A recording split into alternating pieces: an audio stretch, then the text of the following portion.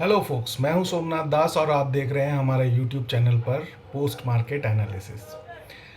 सुबह मार्केट ने काफ़ी अच्छी शुरुआत दी। एक गैप अप ओपनिंग के साथ हम स्टार्ट किया हमने, और समहाउ जो है मिड ऑफ द डे तक आते आते जो यूरोपियन मार्केट्स ओपन हुए और फिर डाउ जोन्स के फ्यूचर्स हैं, चाहे जापानीज़ मार्केट हैं, उन्होंने सब ने अपने गेंस को लूज़ करना शुरू किया। तो हमने भी कहीं ना कहीं वर्ल्ड मार्केट्स को फॉलो करते हुए अपने जो भी गेंस थे उनको लूज़ करते हुए मोर और लेस आप ये मान के चलें कि हम लोग उन्हीं लेवल्स पे आकर के बंद हो गए जिन लेवल्स पे हमने कल क्लोज़ दिया था।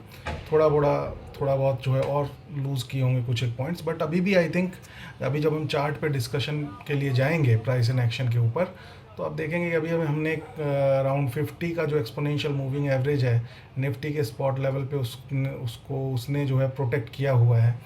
और जो एक थोड़ी बहुत आशा की किरण जो दिख रही है, थोड़ा सा विक्स जो है रिलीज़ हुआ है, लाइक जो 20 के ऊपर पहुंच गया था, अभी वो 18 है। 18 is also not kind of वे बहुत ही कंफर्टेबल सिचुएशन नहीं बोल सकते हैं 18 के विक्स को भी, क्योंकि होता क्या है कि इसमें जो भी क्लूज़ आते हैं फिर वो इतने ज़्यादा माने स्ट्रेंथ वाले क्लूज़ नहीं होते हैं। Right, for an example suppose अगर एक लोअर विक्स के साथ अगर ये एक गैप अप ओपनिंग हुआ होता और एक अच्छे गेंस के साथ जो है हम चलते, तो शायद उन गेंस को प्रोटेक्ट करने का एक जो है प्रोबेबिलिटी बढ़ जाता। बट क्योंकि वॉलेटिलिटी काफ़ी ज़्यादा थी और किसी भी करवट जो है ये ऊँट बैठ सकता था, मार्केट रूपी ऊँट जो है, और ये इसने वही किया कि सुबह के जो मोमेंटम है उसको एकदम से इसने वाइप्ड आउट करते हुए अपने सारे गेंस को ख़त्म करते हुए सेम जगह पे जो है क्लोजिंग अपनी जा कर के दे दी। तो विक्स का कहीं ना कहीं ड्रॉप डाउन होना ज़रूरी है। उससे क्या होता है कि आपको एग्जैक्टली तो नहीं, बट कहीं ना कहीं आपको एक आइडिया ये लग जाता है कि जो मार्केट मोमेंटम चल रहा है, चाहे वो अपवर्ड साइड में चल रहा है चाहे वो डाउनवर्ड साइड में चल रहा है, वो उसकी कंसिस्टेंसी लेवल क्या है। वॉलेटिलिटी जब ज़्यादा होता है तो वहाँ पे थोड़ा कंसिस्टेंसी या फिर एक कंफर्मेशन के ऊपर एक जो है डाउट आ जाता है, और वही आज हुआ भी, राइट। तो बेसिकली जो लॉन्ग टर्म के लिए जो वेल्थ क्रिएटर्स हैं, जो कि इन्वेस्टिंग के ऊपर काम करते हैं, तो उनके लिए तो मेरे हिसाब से यही है कि अगर काफ़ी अच्छे कैश पे अगर आप बैठे हुए हैं तो 10-20% के हिसाब से, क्योंकि 5% ऑलरेडी जो है हमारा जो निफ्टी का इंडेक्स है वो नीचे आ चुका है, 5% है, उससे थोड़ा सा ज़्यादा। और आगे मतलब मैं ये तो नहीं कहूँगा कि पूरा का पूरा जो है इन्वेस्टमेंट जो है एलोकेट करना चाहिए, बट यहाँ पे 10-20% अपना जो है आप एलोकेट कर सकते हैं।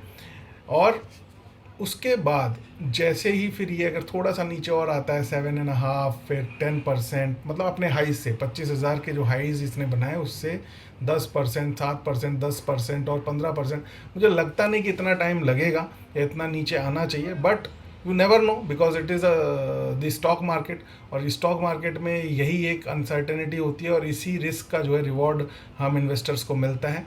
तो हाँ, 20% के एलोकेशन के साथ अभी जाया जा सकता है, और उसके बाद जैसे जैसे मार्केट अगर थोड़ा और नीचे आता है तो फिर थोड़ा और एलोकेशन बढ़ाने की ज़रूरत होनी चाहिए, चाहे वो 7.5% डाउन साइड हो, 10% डाउन साइड हो। 10% तो पक्का जो है आपको थोड़ा थोड़ा एलोकेशन और अपना कम से कम लगभग 50% एक्सपोजर के साथ आ जाना चाहिए। और फिर जो बचा हुआ 50% है, अगर मार्केट में ऐसी ही कोई आंधी तूफान आने वाला है जो कि मार्केट को 15% तक ले जाएगा, तो फिर वहाँ पे भी अपने को थोड़ा बहुत पैसा जो बचा के रखना चाहिए, जिससे कि वो allocation long term investment point of view से मैं आपको बता रहा हूँ। या फिर अगर पैसे बचे भी रह जाते हैं तो भी ऐसा कुछ नहीं, अगर यहीं से मार्केट जो अपवर्ड साइड का मोमेंटम बना लेता है तो आप कहेंगे कि फिर क्या करें, ये तो हमारे से जो है हम तो 10% का वेट करते रह गए। इसलिए मैंने कहा कि 5% आ गया तो 20-25% पैसा डाल दें, और उसके बाद जो है 10% पे और 25% का एलोकेशन किया जा सकता है। उसके बावजूद भी 50% जो बचा रह जाएगा उसको फिर अगर नीचे जाता है तो ठीक है, नहीं तो एक बार को जब रीसेंट हाई या फिर जो है जैसे ही थोड़ा सा एक स्टेबिलिटी का एक प्राइस एंड एक्शन चार्ट्स के ऊपर विजिबल होगा, तो वहाँ से फिर ग्रेजुअली एक स्टैगर्ड वे में वो फंड्स को एलोकेट किया जा सकता है। और एक जो है फंड को एलोकेट करने का सबसे बेहतरीन जो पोजीशनिंग होता है वो होता है कि जब लास्ट हाई जो है ब्रीच कर रहा हो, लास्ट हाई को जो है ब्रेकआउट कर रहा हो, आपका इंडेक्स हो या कोई स्टॉक हो, तो वहाँ पे भी कुछ फंड्स आपके पास एलोकेट करने के लिए होना चाहिए, जिससे कि आप मोमेंटम को राइड कर पाएँ। वर्ल्ड मार्केट का हालात वैसे ही रहे। फर्स्ट हाफ में सब कुछ अच्छा अच्छा रोज़ी रोज़ी दिख रहा था, और सेकंड हाफ तक आते आते सारे गेंस हमारे वाइप्ड आउट हो गए, वर्ल्ड मार्केट के भी। और I do not know, you जो बड़े बड़े दिग्गज हैं वो तो यही सोच रहे हैं कि साहब पावेल साहब जो हैं हमारे, जो जेरोम पावेल जो हैं, जिन्होंने जो कि फेड के चेयरमैन हैं, उन्होंने लेट कर दिया है रेट कट्स को लाने में। लेकिन अभी भी अगर दे रहा है दुरुस्त आए। हालांकि अमेरिका के कुछ आंकड़े कल काफ़ी अच्छे आए हैं, जो कि एक रिसेशन में, जो यूएस के रिसेशन में जाने के जो एक कयास लगाए जा रहे थे, उनको कहीं ना कहीं उसमें एक पॉज लगाया है उन इकोनॉमिक नंबर्स ने, राइट। तो उसकी वजह से भी एक थोड़ी सी मतलब US economy point of view से सांस में सांस आई है। और वो भी क्यों ना, क्योंकि जो है दुनिया का सरपंच है वो, इकोनॉमिकली इकोनॉमिक हेड आप मान के चल सकते हैं। वहाँ पे जो होगा उसका रिफ्लेक्शन सारे वर्ल्ड वाइड मार्केट्स में आना है। हालांकि ये ज़रूर बताया जा रहा है कि अगर यूएस फेड ने थोड़ा रेट कट का डिसीजन ले लिया होता, तो शायद ये जो जापान में जो ये प्रॉब्लम आई है, इस प्रॉब्लम को अवॉइड किया जा सकता था। लेकिन जो हो गया सो हो गया। बट आगे देखते हैं क्या होता है, क्योंकि इकोनॉमी जब कहीं ना कहीं पे भी इस तरीके से स्टॉक मार्केट जब नीचे आते हैं, तो सारे के सारे जो सेंट्रल बैंक्स हैं, इकोनॉमिस्ट्स हैं, गवर्नमेंट है, उनको भी कहीं ना कहीं एक प्रेशर बनता है कि इस स्थिति को बेहतरीन तरीके से, जो भी बेस्ट पॉसिबल तरीका है उससे इस स्थिति से बाहर निकला जाए, जिससे कि एक कंफर्टेबल सिचुएशन में पूरा का पूरा ये जो इकोनॉमिक जो अर्थव्यवस्था है हर देश की, वो एक अच्छे से परफॉर्म करे। क्योंकि एक बेंचमार्क होता है किसी भी गवर्नमेंट के लिए आजकल की जो कैपिटलिज्म है उसको देखते हुए, कि अगर आप अच्छा परफॉर्म कर रहे हैं, उसका बेंचमार्क आपके देश का स्टॉक मार्केट कहीं ना कहीं वहाँ से एक इंडिकेशन मिलता है। तो लॉन्ग टर्म निवेशकों के लिए तो ये एक अच्छी स्थिति है, जहाँ पे कि काफ़ी दिनों से वेट हो रहा था कि मार्केट में क्रैश कब आएगा, मार्केट कब गिरेगा। तो हाँ, देख लीजिए कि आपके जो है हाई से आज 5% के आसपास वो नीचे है। यहाँ पे एक अच्छा मौका है लॉन्ग टर्म निवेशकों के लिए अच्छे स्टॉक्स के अंदर। अगर स्टॉक्स को नहीं रिकॉग्नाइज कर पा रहे हैं, तो इंडेक्स फंड हो गए या फिर निफ्टी बीज खरीदिए सीधे सीधे, तो ऑटोमेटिकली आपको जो है आप you will become the part of that growth journey. लेकिन अगर गलत स्टॉक में फंस गए, जहाँ पे अर्निंग्स नहीं है, जहाँ पे प्रॉपर वैल्यू पिकिंग अगर नहीं हुई है, उसके लिए थोड़ा सा आपके पास एक नॉलेज होना ज़रूरी है, तो फिर वहाँ पे ट्रैप में आने के चांसेस हो जाते हैं। तो कई बार फिर ये भी देखने को मिलता है कि इंडेक्स बढ़ रहा है, सब कुछ हो रहा है, मार्केट बढ़ रहा है, लेकिन स्टॉक जहाँ का तहाँ ही पड़ा हुआ है। तो उस चीज़ को अवॉइड करने के लिए अगर जानकारी नहीं है स्टॉक पिकिंग की, तो इंडेक्स फंड में भी, इंडेक्स फंड हो गए या निफ्टी वीज वगैरह हो गए, इनके अंदर आप इन्वेस्ट करके अपना एक्सपोजर लेना शुरू कर सकते हैं। ट्रेडर्स के लिए कोई भी टेंशन वाली बात नहीं है। ट्रेडर का मैं थोड़ा सा ये ज़रूर बताना चाहूँगा कि ट्रेडर क्या है। बेसिकली देखिए क्या है कि किसान जो है उसको आप मान लीजिए, फॉर एन एग्जांपल जो है थोड़ा सा मैं देना पसंद करता हूँ किसी भी पर्टिकुलर सिचुएशन को लेकर के। फॉर एन एग्जांपल, जो एक किसान होता है, एक फार्मर जो होता है, वो है एक लॉन्ग टर्म इन्वेस्टर, ठीक है। अब बारिश कम हुई, बारिश ज़्यादा हुई, बीज उसने सही समय पे बोए, सही समय पे नहीं बोए, उसके पास क्या क्या रिसोर्सेज हैं उस पर्टिकुलर फसल को उगाने के। जिसके पास रिसोर्सेज ज़्यादा अच्छे हैं उसकी फसल ज़्यादा अच्छी होगी, जिसके पास लैंड ज़्यादा फर्टाइल है उसकी फसल ज़्यादा अच्छी होगी, एज़ कम्पेयर टू जिसकी लैंड ज़्यादा फर्टाइल नहीं है उसकी फसल कम होगी। अकॉर्डिंगली वो उससे अपना नफ़ा और नुकसान जो है तय करता है, राइट। और अगर चीज़ें कुछ कमी बेशी है तो उसमें जो इम्प्रूवमेंट करने की कोशिश करता रहता है। तो ये हो गया आपका एक इकोनॉमी या फिर एक वेल्थ क्रिएटर जिस तरीके से एक लॉन्ग टर्म के लिए इन्वेस्टिंग करता है कि एक बढ़िया स्टॉक देखा, सही टाइम पे एंट्री लिया, वैल्यू पिकिंग था, उसकी वैल्यू, उसका जो है उस टाइम पे कॉस्ट कम था, उसमें वैल्यू ज़्यादा थी, और वहाँ पे आपने एंट्री लेकर के एक अच्छी ग्रोथ जर्नी को जो है अपने लिए आगे बढ़ाया अपनी इन्वेस्टिंग के अंदर। स्टॉक आपका जो कंपनी है उसके अंदर अर्निंग्स अच्छी थी, उसके अंदर उसका जो मार्केट में जो उसका प्रोडक्ट है वो मोनोपोली या फिर जो है उसकी एक अच्छी पकड़ है। तो ये सारी चीज़ें हो गई, ठीक है। तो ये एक फार्मर की तरीके की चीज़ हो गई कि आप एक इन्वेस्टिंग पॉइंट ऑफ व्यू से देखें तो कोई दिक्कत नहीं है, आपको अपना जो है जो एक अपना एक प्रोसेस है फंडामेंटल एनालिसिस का, टेक्नो फंडा एनालिसिस का, वैल्यू पिकिंग का, वो करते चले जाना है और अपनी इन्वेस्टमेंट को जो है आगे बढ़ाते चले जाना है। जिस तरीके की आपकी लैंड होगी, यानी कि जिस तरीके का आपका स्टॉक होगा, उसी तरीके से आपको वो ग्रो करेगा, करवाएगा। अगर वहाँ पे कहीं कुछ कमी बेशी होती है तो यहाँ पे आपके पास मौका ज़रूर है कि आप अपनी स्टॉक की पोजीशनिंग को चेंज कर सकते हैं। एक अगर कोई आपसे डिसीजन मेकिंग गलत हो गया है तो इमीडिएटली उसको चेंज करके एक अच्छे स्टॉक में, अगर वो नहीं है तो आप कंट्री के ऊपर जो है दाव लगा सकते हैं कि कंट्री अगर ग्रो कर रहा है तो ऑब्वियसली जो उसका एक सेंट्रल इंडेक्स है, चाहे वो BSE हो चाहे NSE हो, वो ग्रो करेगा, तो वहाँ पे भी आप अपने आप को एक्सपोजर दे सकते हैं। तो ये it is something like that. तो आप कहेंगे कि भाई ये किसान कहाँ से आ गया बीच में। अब मैं आता हूँ जो उस किसान की जो सब्जियां हैं, अनाज है, उसको जो बेचने वाला दिहाड़ी पे जो बेचने वाला, डे ऑन डे बेसिस पे बेचने वाला, उसके जो प्रोडक्ट को बेचने वाला जो आपको सब्जी मंडी में मिलता है, राइट, उसको इस सब से कुछ लेना देना नहीं। आपने कभी सुना है कि डे ऑन डे बेसिस पे ड्यू टू सर्टन की मतलब कम बारिश होने की वजह से या फिर ज़्यादा बारिश होने की वजह से, फसल ख़राब होने की वजह से जो दिहाड़ी पे एक सब्जी मंडी में बेचने वाला, जो सब्जी बेचने वाला है, वो अपना लॉस करके गया हो? नहीं, उसको तो जिस भाव पे मिलेगा उस भाव से ऊपर उसको बेचना है, राइट। सिमिलरली अगर आप ट्रेडिंग करने बैठे हैं, इंट्राडे ट्रेड में हैं, तो आपको तो मार्केट खुलने के बाद उस मार्केट में जो एक्टिविटी हो रही है उस एक्टिविटी का हिस्सा बन के अपने लिए एक प्रॉफिट जनरेट करना है। आपको जो है बहुत बड़ा जो है प्रॉफिट जनरेट करके नहीं निकलना है, क्योंकि आपका रोल जो है एज अ ट्रेडर उस पर्टिकुलर डे के प्राइस एंड एक्शन के मूवमेंट को कैप्चर करने का है, ना कि उस पर्टिकुलर कंपनी के प्रॉफिट का हिस्सा बनने का है, राइट। वो एक काम है वैल्यू इन्वेस्टर का या फिर इन्वेस्टर का जो कि अपने लिए एक वेल्थ जनरेट कर रहा है, वो एक सेपरेट चीज़ हो गई।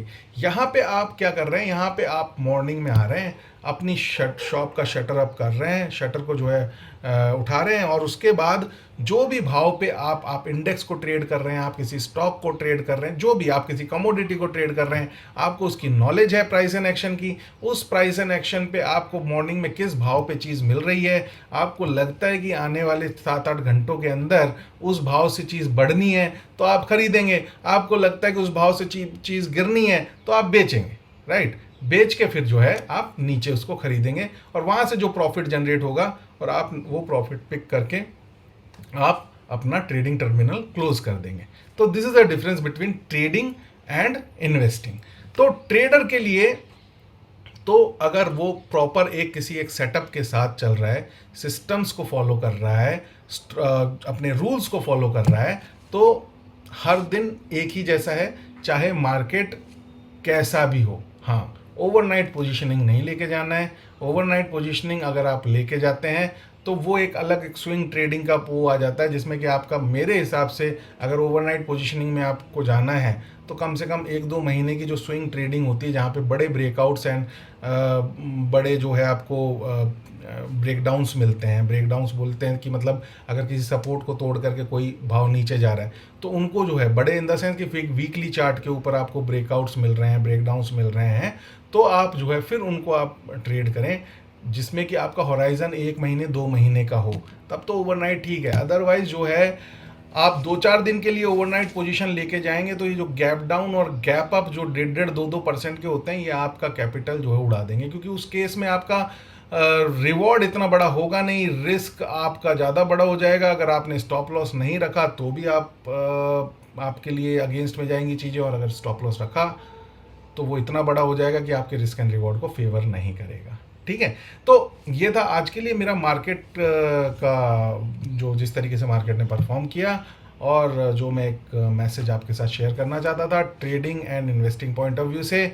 आइए अब देखते हैं चार्ट्स के ऊपर कि किस तरीके से वर्ल्ड मार्केट ने, हमारे मार्केट ने परफॉर्म किया। क्या कुछ जो है उसमें आपके साथ शेयर करने के लिए उस प्राइस सेक्शन में मेरे पास है। फिर हम डिस्कस करेंगे निफ्टी एंड बैंक निफ्टी के जो लेवल्स हमने मॉर्निंग में दिए थे उनका ट्रेडिंग एग्जीक्यूशन किस तरीके से हुआ, और हमारी जो ट्रेड बुक है उसको भी अपडेट करेंगे और देखेंगे कि हम अभी प्रॉफिट में चल रहे हैं कि लॉस में चल रहे हैं। चलिए देखते हैं। तो ये आप देख पा रहे हैं निफ्टी के स्पॉट लेवल का चार्ट 0.26% के को 0.26% के ड्रॉप डाउन के साथ ये जो है आज क्लोज हुआ है 23,992। तो इस चार्ट में जो एक देखने लायक चीज़ हमें दिख रही है कि जो कुछ पॉजिटिविटी हमको दे सकती है, बुल्स को दे सकती है, माने इंट्राडे ट्रेडर्स के लिए तो कोई दिक्कत ही नहीं है, राइट। ये देखिए जो येलो कलर का लाइन है, गोल्डन लाइन है, ये है 50 डेज का एक्सपोनेंशियल मूविंग एवरेज जो कि है 23,965 के ऊपर, और इसने क्लोज दिया है 23,992। यानी कि 50 डे का जो एक्सपोनेंशियल मूविंग एवरेज है, बैक टू बैक आज सेकेंड डे निफ्टी इंडेक्स को आज इसने फिर जो है प्रोटेक्ट किया, and this is showing a bit of strength I would say, ठीक है। और कल का जो लो था, कल का जो लो बना था वो लो आज हमने टच नहीं किया, ब्रीच नहीं किया, यानी कि हमने हायर लोज बनाया। As per the Dow theory it is good, right. ये एक बुलिश सिग्नल है जो कि मार्केट को अपवर्ड ले जाने का एक सिग्नल आपको दे सकता है। हालांकि मीडियम टर्म जिस तरीके से गैप डाउन्स बने हैं पिछले 3-4 दिनों से, जो ये मार्केट ने गैप डाउन्स बनाए हैं, उस हिसाब से जो दिख रहा है मीडियम टर्म अभी भी ये प्राइस एंड एक्शन जो है ये वीक मार्केट को शो कर रहा है। ऐसा एकदम नहीं है कि कल हम ये सोच रहे हो कि मार्केट एकदम गैप अप देगा और बुलिश साइड में अपना जो है मोमेंटम शुरू कर देगा। बट एक दो चीज़ें जो हम देख पा रहे हैं जो कि सपोर्ट्स के हिसाब से आप यहाँ पे लेके चल सकते हैं, वो ये दो चीज़ें थी जो मैं आपके साथ शेयर करना चाहता था। हालांकि अभी भी पूरी तरीके से ये जो डॉट डॉट लाइन देख पा रहे हैं जहाँ पे अभी मेरा कर्सर है, ये वो एरिया है जहाँ पे कि 5% का हाई से 5% का 23,824 का जो एरिया है वो आपका जो है हाईज जो है 25,078 से 5% नीचे का एरिया है, मतलब उसी के आसपास है। यहाँ पे जो है 20-25% जो है अपना रिमेनिंग फंड का 20-25% यहाँ पे एलोकेट कर सकते हैं। कोई भी पूरी तरीके से ऐसा एक्टिव इन्वेस्टर तो ऐसा नहीं होगा कि पूरी तरीके से जो है इन्वेस्टेड नहीं होगा। 10-15% पोर्टफोलियो का आपके पास होगा, उस 10-15% में से जो भी 10% अगर 100 रुपये बनता है तो 100 रुपये में से 25 रुपये यहाँ पे आप डाल सकते हैं, 75 बचेगा उसके लिए। और आपके सामने जैसे जैसे अगर और मार्केट में डाउनफॉल आता है, कोई पॉजिटिव न्यूज़ नहीं आती है तो वहाँ डाल सकते हैं। अदरवाइज़ ये जो पूरा एक गैप डाउन बना है, ये जो गैप है ये जब रिकवर हो जाता है तो उसके बाद भी, और 20 डे का एक्सपोनेंशियल मूविंग एवरेज के बाद ऊपर चला जाता है निफ्टी का जो इंडेक्स है, उसके बाद फिर दोबारा स्टैगर्ड वे में आप अपनी बचे हुए अमाउंट की इन्वेस्टिंग शुरू कर सकते हैं। तो ये कह रहा है आपका निफ्टी का स्पॉट लेवल। देख लेते हैं आज सेक्टर्स में क्या हुआ। सेक्टर्स में निफ्टी आईटी ने आज एक अच्छा परफॉर्मेंस दिया। फार्मा मोरलेस थोड़ा बहुत डाउन ही रहा, एनर्जी भी डाउन ही रहा, रियलिटी ने थोड़ा अच्छा किया, रियलिटी सेक्टर ने, और मेटल सेक्टर ने थोड़ा अच्छा किया, बाकी सब ने कुछ खास नहीं किया। इंफ्रा जो है एफएमसीजी जो है एकदम फ्लैट रहा। बाकी सारे के सारे सेक्टर्स आप देख ही पा रहे हैं, सब ने ही अपने गेंस को लूज कर दिया। सुबह हालांकि सब अच्छा परफॉर्म कर रहे थे। वर्ल्ड मार्केट देख लेते हैं। वर्ल्ड मार्केट में सबसे पहले डाउ जोन्स का जो फ्यूचर आपके सामने आ रहा है, जो कि सुबह तो ठीक था बट समहाउ बाद में जो है अभी ये रेड में ही है, 0.40% के जो है ड्रैग डाउन के साथ बोलिए, या फिर 0.40% इसने जो है अपना लूज किया है लास्ट क्लोजिंग के कंपैरिजन में। और जहाँ पे ओपनिंग है, ओपनिंग जहाँ पे भी करी उसके ऊपर एकदम नहीं गया, विच इज़ नॉट गुड। देखते हैं रात में किस तरीके से यूएस मार्केट परफॉर्म कर रहे हैं, अकॉर्डिंगली इसकी सिचुएशन भी बदलेगी। देखते हैं अगला इंडेक्स। अगला इंडेक्स है हमारा कैक। कैक है फ्रांस का इंडेक्स। सुबह बढ़िया जो है गैप अप ओपनिंग इसने दिया, लेकिन सारे गेंस को ख़त्म करते हुए आकर के 0.18% को 0.18% जो है लूज़ करके इसने अपनी क्लोजिंग दी। तो इसकी भी कंडीशन कोई ख़ास ज़्यादा अच्छी नहीं है सुबह के हिसाब से। डेक्स ये है जर्मनी का, थोड़ा सा बेटर लग रहा है as compare to other indices, लेकिन ऐसा कोई कैंडल फॉर्मेशन या प्राइस एक्शन फॉर्मेशन नहीं है। ना ही इसने अभी अपने 200 दिन का जो एक्सपोनेंशियल मूविंग एवरेज है उसको भी ब्रीच नहीं किया है। तो सबसे पहले 200 दिन का एक्सपोनेंशियल मूविंग एवरेज जो है ब्रीच करना ज़रूरी है, तब इसमें थोड़ा स्ट्रेंथ नज़र आएगा। जर्मनी का मार्केट भी वीक ही है। फुटसी यूके का मार्केट जो है इसने थोड़ा सा एज़ कम्पेयर टू यस्टरडे थोड़ा ठीक ठाक सा परफॉर्म किया है, बट वीकनेस है। देख पा रहे हैं किस तरीके का प्राइस एक्शन है। बैक टू बैक 3 दिन एकदम डीप डाइविंग इस मार्केट ने करी है, और बहुत जो है अपने सेकंड हाई से जो है एकदम पूरी तरीके से जो रीसेंट लोज थे जहाँ पे कि इसने अपने आप को होल्ड करके रखा होता 8120, उसको भी जो है ब्रीच करके ये 8006 के ऊपर जो है अपना ट्रेड कर रहा है। स्ट्रेंथ शो करने में अभी टाइम लगेगा यूके के मार्केट्स को। ये है कल्प्रेट जिसने कि सुबह काफ़ी अच्छा किया। देख के लगा कि जापान में कुछ इकोनॉमिक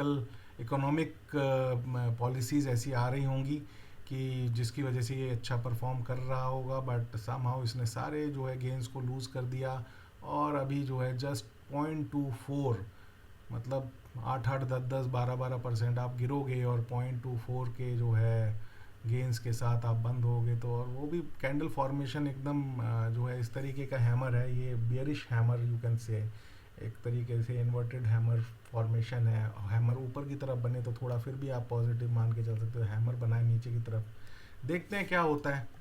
यू नेवर नो, एक दिन के कैंडल से कुछ इतना ज़्यादा पता नहीं लगा सकते हो। तो ये है बेसिकली हमारा जो है वर्ल्ड मार्केट का सिनेरियो। तो ये था, देखते हैं हमारे जो निफ्टी एंड बैंक निफ्टी के जो ट्रेडिंग इंट्राडे ट्रेडिंग वाले लेवल्स हैं किस तरीके से आज हमने उनको ट्रेड किया। चलिए,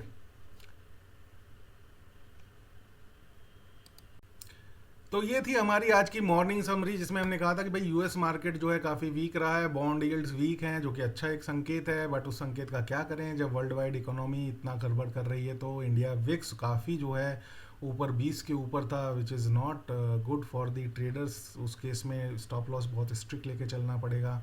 इंडियन स्टॉक मार्केट का सेंटिमेंट वीक था ही, और ये हमारे जो है लेवल्स थे जो जिनको हमने ट्रेड करने के लिए बोला था। तो अभी हम निफ्टी के लेवल्स को एक बार रीड आउट कर ले रहे हैं। रुकावट हमको दिख रही थी 24,198, 24,533, 24,809 के ऊपर। सपोर्ट हमको दिख रहे थे 24,002, 23,912 और 23,619। चलिए अब चलते हैं चार्ट के ऊपर। देखिए ये वही लेवल्स हैं, रेड कलर से आपको दिख रहे होंगे, 25,133, 24,809, 24,533, 24,198, 24,090 आज का क्लोज है, 24,002, 24,912, 24,619, राइट। ठीक है, सेम लेवल्स हैं। ठीक है, ये है पूरे दिन का डेली चार्ट, एक दिन का कैंडल, सेम फॉर्मेशन है मोरलेस। लेवल्स थोड़े से डिफरेंट होंगे, बाकी स्पॉट लेवल की तरह।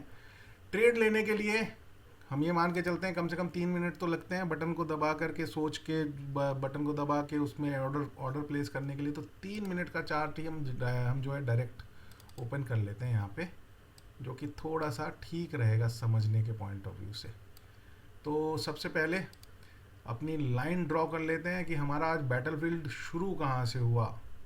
एक वर्टिकल लाइन ड्रॉ कर ली जाए उसके लिए।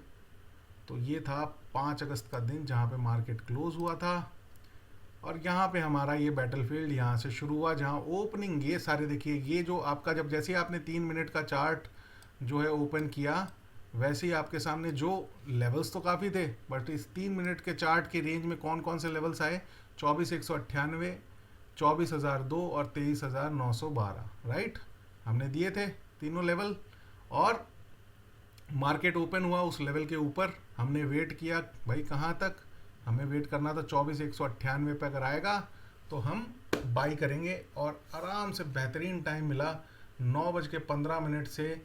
ये आपका इसने जो टच किया है, ये किया है 10:36। पूरे के पूरे आपको कितना टाइम मिला है साहब, आपको मिला है 1 घंटे से भी ज़्यादा।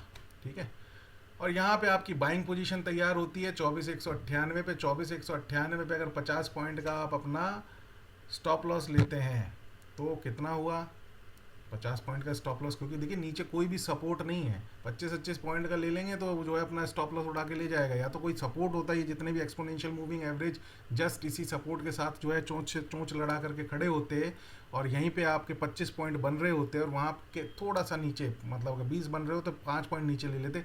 बट यहाँ तो पूरी की पूरी खाई है। अगर ट्रेड लेना है तो कम से कम 50 पॉइंट और 100 पॉइंट का टारगेट। निफ्टी में हम क्या करते हैं, 25 to 50 पॉइंट का स्टॉप लॉस होना चाहिए और विजा विज 50 पॉइंट टू 100 पॉइंट का टारगेट होना चाहिए। 25 पॉइंट का स्टॉप लॉस तो 50 पॉइंट का टारगेट, 50 पॉइंट का स्टॉप लॉस तो 100 पॉइंट का टारगेट। तो 24,198 पे हमारी पोजीशन बनी। उसके बाद इसने लो दिखाया, 24,198 से लो इसने दिखाया इस कैंडल पे 24,173, यानी कि हार्डली 83-93 25 पॉइंट का इसने लो दिखाया। 25 पॉइंट का आपने अगर स्टॉप लॉस लगाया होता तो स्टॉप लॉस आपका गया था, क्योंकि नीचे कुछ है ही नहीं, सारे के सारे मूविंग एवरेजेस ऊपर है। बट हमें अपना जो है रूल फॉलो करना था, और रूल यही है कि पहला ट्रेड जहाँ पे भी अगर ऊपर से आकर के नीचे टकराए तो खरीदना है, नीचे से आके ऊपर टकराए तो बेचना है, राइट। पहला ट्रेड विन करते ही बाहर आ जाना है, ट्रेडिंग टर्मिनल को क्लोज करके। पहला ट्रेड लूज करते हैं तो दूसरा ट्रेड लेना है, और दूसरा ट्रेड भी लूज कर दे तो भी ट्रेडिंग टर्मिनल को क्लोज करके बाहर आ जाना है। और दूसरा ट्रेड अगर हम विन करते हैं तो ऑटोमेटिकली हम जो है प्रॉफिट में ही बाहर निकलेंगे, क्योंकि हमारा रिस्क एंड रिवॉर्ड जो है 1:2 का है। अगर दो में से एक ट्रेड भी हमने विन किया तो 2 कमाया, 1 गंवाया, 1 फिर भी अपने घर लेकर के आएंगे, राइट। तो ये था हमारा 24,198 से 298 तक जाना चाहिए था। देखिए हाई कहाँ तक गया है इसका, इस वाली कैंडल का हाई गया है आपका 24,309, यानी कि 24,298 से भी लगभग 11 पॉइंट ऊपर। तो पहला ही ट्रेड आपका जो है 10:36 से लेकर के आपका 11 बजे के बीच में पहला ही ट्रेड आपने हिट कर दिया, and this is something what we were looking for. तो आइए अपनी ये जो ट्रेड बुक चल रही है, जहाँ पे कि हम नो लॉस नो प्रॉफिट में 4 दिन से बैठे हुए हैं, 0608 24 तारीख 6 अगस्त है, और निफ्टी है। निफ्टी में पहला टारगेट ही हमारा हिट हो गया है, तो हमने दूसरा टारगेट लिया ही नहीं। नंबर ऑफ ट्रेड हमारी हो गई 10 और विनिंग ट्रेड हो गई 4, और ये हम आ जाएंगे प्रॉफिट में। ये वाला जो हमारा कॉलम है, लीजिए साहब, ये आप आ गए प्रॉफिट के अंदर, राइट। प्रॉफिट वगैरह के अमाउंट्स हमने कैसे कैलकुलेट कर रखे हैं, जिन्हें नहीं पता है, टाइम रहेगा तो मैं दोबारा ब्रीफ करूंगा, अदरवाइज पुराने वीडियोस में आप देख सकते हैं। जो रेगुलर हमारे साथ जुड़े हुए हैं उनको पता है कि किस तरीके से हम 1:2 के रिस्क एंड रिवॉर्ड के साथ एक ट्रेड के फेल होने पे 500 रुपये का लॉस लेके चलते हैं, और एक ट्रेड के विन होने पे 1000 रुपीज़ का प्रॉफिट लेकर चलते हैं, और अकॉर्डिंगली ये सारी कैलकुलेशन हमने यहाँ पे लगा रखी है। तो ये था हमारा आज का निफ्टी का ट्रेड एग्जीक्यूशन। चलिए देखते हैं बैंक निफ्टी में आज हमने किस तरीके से ट्रेड लिया और क्या हुआ हमारे साथ। तो ये है हमारा बैंक निफ्टी का चार्ट। चित्रकारी इसमें थोड़ी सी ज़्यादा ही हो रही है। यही चित्रकारी है जो हमें हमारे लेवल्स को फाइंड आउट करने में मदद करती है। आप भी धीरे धीरे सीख ही जाएंगे, क्योंकि यही प्राइस एंड एक्शन सीखना ज़रूरी है, तभी लेवल्स निकलेंगे और उन्हीं लेवल्स को आप फिर ट्रेड कर पाएंगे। तो बेसिकली जो कोर है वो प्राइस एंड एक्शन को देख करके लेवल्स निकालना है। लेवल्स आपके सामने सारे के सारे दिए होंगे, इवन कुछ एक्स्ट्रा भी दिखाई दे रहे होंगे, क्योंकि मार्केट ऊपर जाएगा तो एक्स्ट्रा लेवल्स काम आएंगे, मार्केट नीचे जाएगा तो एक्स्ट्रा लेवल्स जो नीचे हैं वो काम आएंगे। तो बेसिकली ये वही लेवल्स हैं जो हमने आपके साथ शेयर किए थे। बैंक निफ्टी के 50,215 का हैंडओवर था। रेजिस्टेंस हमको दिख रहा था 50,650 के ऊपर, 50,997 और 51,092 के ऊपर। सपोर्ट दिख रहा था 49,937, 49,843 और 49,450 के ऊपर। तो ये आप देख रहे हो 49,450, 49,843,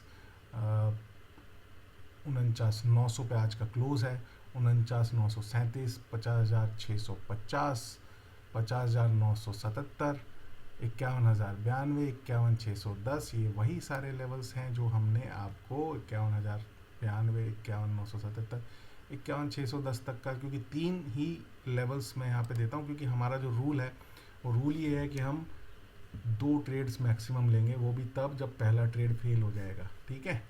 तो ट्रेड लेने में कितना टाइम कम से कम लगता है? कम से कम 3 मिनट तो लगते ही हैं। तो सीधे हम 3 मिनट के चार्ट पे चलते हैं, ये नहीं कि पहले जाएं 15 मिनट पे फिर जाएं 3 मिनट पे, तो टाइम वेस्ट करके कोई फ़ायदा नहीं है। और ये हमने देख लिया कि हमारी बैटल फील्ड कहाँ से शुरू हुई थी साहब। ये है हमारी बैटल फील्ड शुरू हुई जहाँ से, ये थी पहली कैंडल, ठीक है। ये देखिए, ये पूरा का पूरा जो है हमारा बैटल फील्ड था आज का। और ये लेवल्स हमारे कौन कौन से आए रेंज में, ये आया रेड कलर में जितने भी लेवल्स लिखे हों वो देखिएगा, 49,937, 49,843, 50,650 और 50,977। रूल क्या था? रूल यही था कि पहला ट्रेड लेना है, अगर विन हो जाते हैं तो टर्मिनल बंद करना है। बार बार रिपीट करूंगा क्योंकि ये भूलना नहीं है। Risk and reward 1:2। रिस्क जो है 50 से 100 पॉइंट का, अगर 50 पॉइंट का रिस्क है तो 100 पॉइंट का टारगेट, 100 पॉइंट का रिस्क है तो 200 पॉइंट का टारगेट बैंक निफ्टी के अंदर। तो ये हुआ हमारा ओपन जाकर के 3 मिनट में 50,499 के ऊपर, ठीक है जी। 50,499 के ऊपर जब ये ओपन हुआ तो मैं ये मान के चलता हूँ यहाँ पे ट्रेड मिला होगा, जिसके थोड़े से जो है फिंगर्स जो है थोड़ा तेज चलते हैं स्क्रीन के ऊपर, तो मिला होगा। हम 1 मिनट पे नहीं जाएंगे, हम अपने रूल्स पे ही टिके रहेंगे कि विद इन 3 मिनट्स आपने जैसे ही यहाँ पे अपना जो है सौदा अपने लगा दिए होंगे, आपने तो 50,650 पे आए, ऊपर टकराया तो हम बेचेंगे, बेचने का ऑर्डर लग गया। और 49,937 पे आया, अगर नीचे टप्पा खाया तो हमने खरीदने का ऑर्डर लगा दिया। तो सबसे पहले कहाँ हिट किया? ऊपर वाले मैंने 50,650 के ऊपर हमने सेल किया। और ऑब्वियसली ऊपर जो है कहीं पे भी हमको कोई सपोर्ट, एक्स्ट्रा सपोर्ट नहीं दिख रहा है मूविंग एवरेजेस का, तो कम से कम 100 पॉइंट का तो हम स्टॉप लॉस लेके चलेंगे ही चलेंगे, यानी कि 50,650 यानी कि 50,750 का। अब यहाँ देखते हैं इसने कितना हाई बनाया। इसने बनाया 50,767 का। पहला ही स्टॉप लॉस हमारा विद इन 9 मिनट्स, 3 मिनट के 3 कैंडल, 9 मिनट के अंदर धराशायी। पहली ट्रेड हमारी धराशायी हो जाती है, 100 पॉइंट हमारे लेकर के चली गई बैंक निफ्टी, राइट। तो हम यहाँ पे लिख देते हैं साहब, बैंक निफ्टी का पहला ट्रेड हमने लिया और पहला ट्रेड में हमारा स्टॉप लॉस हो गया, जो कि कंटिन्यूसली 4 दिन से यही हो रहा है हमारे साथ। चलिए कोई बात नहीं, कभी तो जो है हमारे रूल्स को, इस मार्केट को फॉलो करना पड़ेगा। फिर जो है मार्केट ये नीचे आई, ठीक है जी। अब जब ये मार्केट नीचे आई यहाँ पे, तो पहले ट्रेड यहाँ पे हमारा जो है स्टॉप लॉस हिट हुआ, मार्केट ये नीचे आई। नीचे आने के बाद यहाँ पे जो है हमने फिर क्या किया, यहाँ पे हमने जो है 9:24 पे, राइट, यहाँ पे क्लोज दिया। क्लोज होने के बाद जो है आपने 9:24 का कैंडल जब नीचे आता है तो यहाँ पे आपने फिर जो है नीचे आकर के ये क्लोज हुआ यहाँ पे। और यहाँ पे 2 चीज़ें हो सकती थी। 2 चीज़ें कि आपने झटपट में एकदम से एक ट्रेड लूज़ किया और दूसरी तरफ जो है आपने 50,650 का आपने जो है एक बाई का ऑर्डर लगा दिया है। और अगर आपने ऐसा किया है तो आप ये मान के चलिए 50,650 के अगेंस्ट में अगर आपने 100 पॉइंट का अगर स्टॉप लॉस लगाया है 550, यानी कि 550 का आपका टारगेट हिट हो ही जाना है, क्योंकि उसके बाद मार्केट नीचे ही नीचे गई है। तो ये प्रोबेबिलिटी बनती है, क्योंकि पहली टाइम पे, क्योंकि क्या होता है कि जब ये सारे जो एरियाज़ होते हैं ना, जनरली जब आपको एक्सपीरियंस होगा थोड़ा सा, तो आप क्या करेंगे, आप वेट करेंगे। कैसे वेट करेंगे? क्योंकि यहाँ पे ये ट्रेड अगर आप लॉजिकली जाएंगे तो आप जो है आर्ग्यू कर सकते हैं, लेकिन ये जो एरिया है आपको वो कैंडल को डिटैच करना चाहिए। ये अगला कैंडल जब इस एरिया को डिटैच करके बने और फिर हिट करे, जो चीज़ डिटैच ही नहीं हुई वो हिट कहाँ हो रही है?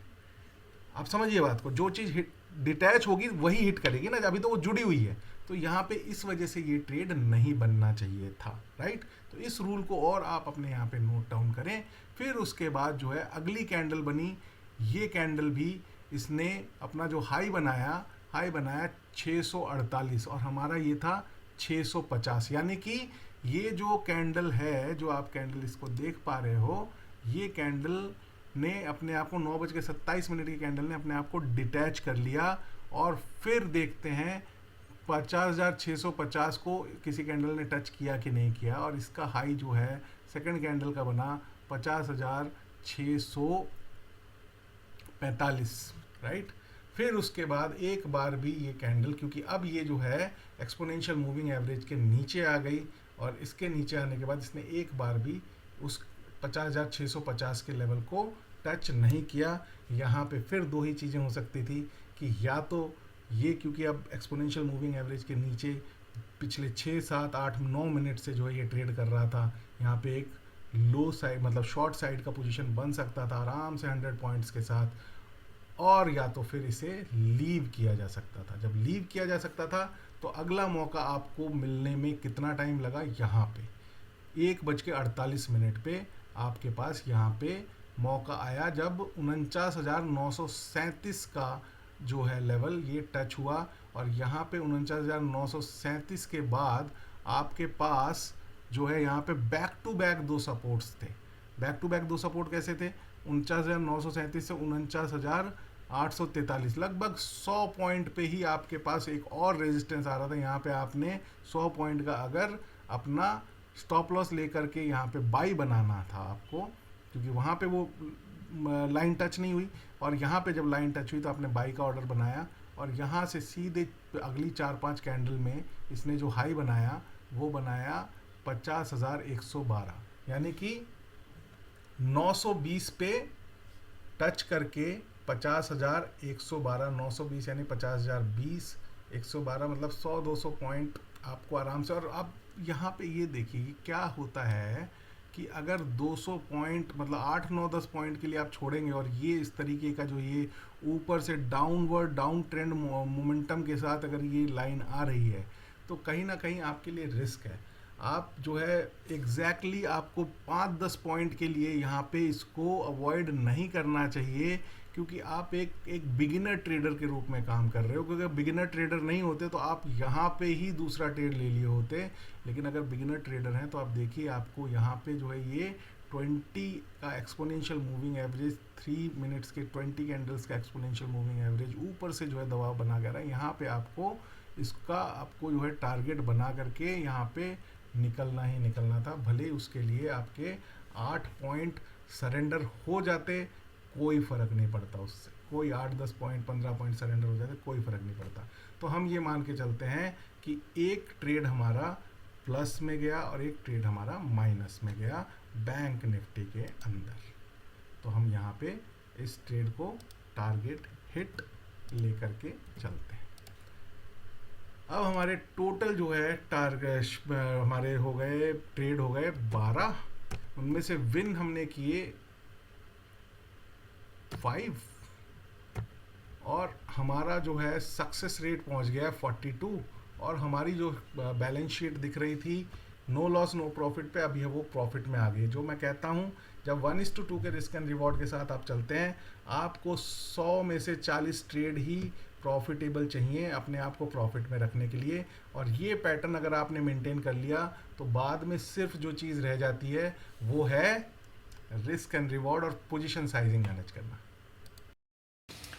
तो ये था हमारा आज के जो ट्रेड्स का एग्जीक्यूशन है। आई होप आप लोग अगर कंटिन्यूअसली हमारे साथ जुड़े हुए हैं तो समझ पा रहे हैं, क्योंकि क्या होता है डिस्क्रिशनरी ट्रेडिंग इसी को कहते हैं कि जहाँ पे आप थोड़ा बहुत 5-10 पॉइंट्स का जो हिसाब किताब है उसको अपने हिसाब से आप डिसीजन लेकर के अपनी एंट्री एग्जिट्स कर पाएँ, जिससे कि आपके फेवर में जो है आपका एज एक क्रिएट हो।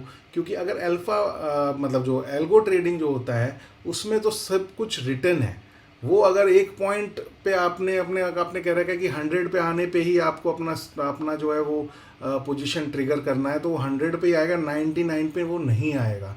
लेकिन आपके पास एज अ ह्यूमन बीइंग ये एज रहता है जहाँ पे कि आप अपनी डिसीजन मेकिंग खुद कर सकते हैं कि यार अगर मुझे दिख रहा है कि एक्सपोनेंशियल मूविंग एवरेज 12 पॉइंट नीचे खड़ा हुआ है और वहाँ से 12 पॉइंट ऊपर जाना थोड़ा सा डिफ़िकल्ट हो सकता है, ऑलरेडी मैं जो 180-185 पॉइंट कमा के बैठा हुआ हूँ, मेरा एक ट्रेड जो ऑलरेडी लॉस में चल रहा है, तो मैं इन 12 पॉइंट्स के लिए उसको क्यों जो है रिस्क पे लाऊंगा, मुझे जो है वहाँ से वो ट्रेड लेके निकल जाना चाहिए। तो दोस्तों ये था आज का हमारा एपिसोड, आई होप आपको पसंद आया होगा, और अपने कमेंट्स करें, आप बताएं हमें और आप क्या समझना चाहते हैं। हर चीज़ को फैक्ट्स एंड फिगर्स के साथ आपके सामने जस्टिफाई करने के लिए हमने शीट भी बना रखी है, जिस शीट को हम अपडेट करते जा रहे हैं।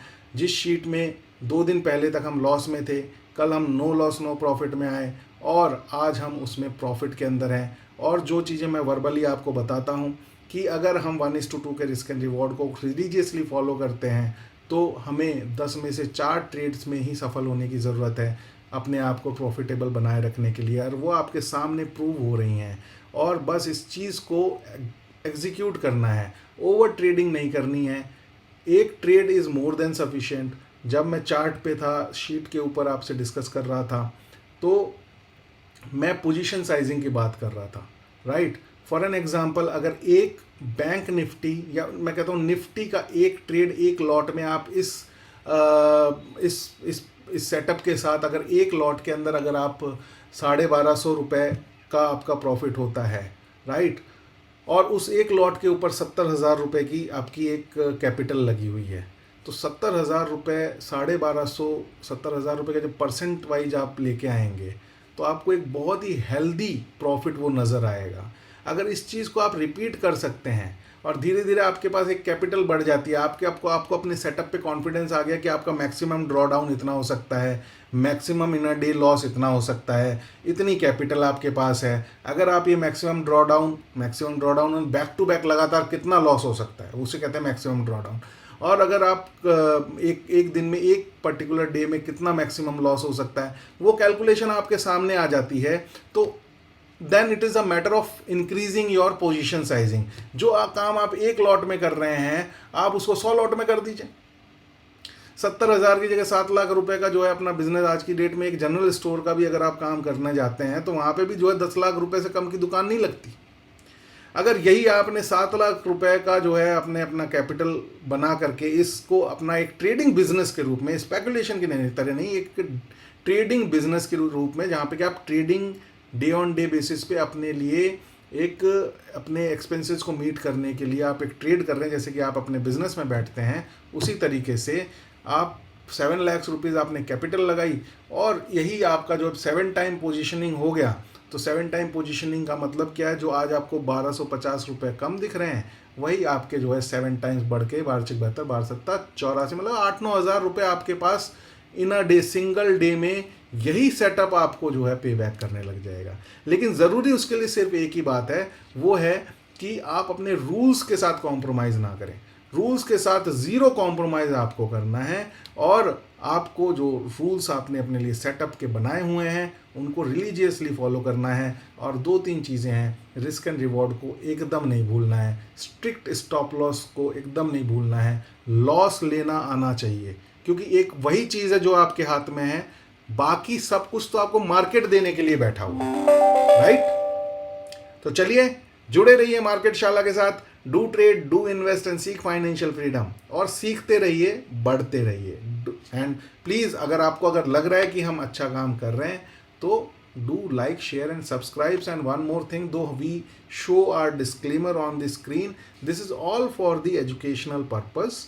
हमारी जो अदर सर्विसेज हैं दैट इज़ डिफरेंट, बट ये चैनल हमारा और आपके साथ जो भी शेयर हम करते हैं, चाहे वो स्ट्रैटेजी हो, चाहे कोई स्टॉक आइडिया हो, वो सब जो है एजुकेशनल पर्पस से है। आपको कोई भी अगर उस पर कॉल लेना है, कोई भी आपको ट्रेड या पोजीशन लेना है, तो उसके लिए आपको अपने फाइनेंशियल एडवाइज़र से आप पूछें, और या फिर अपना कॉल खुद लेने की कॉम्पिटेंसी अपने अंदर जनरेट करें। Thank you, bye bye, see you tomorrow.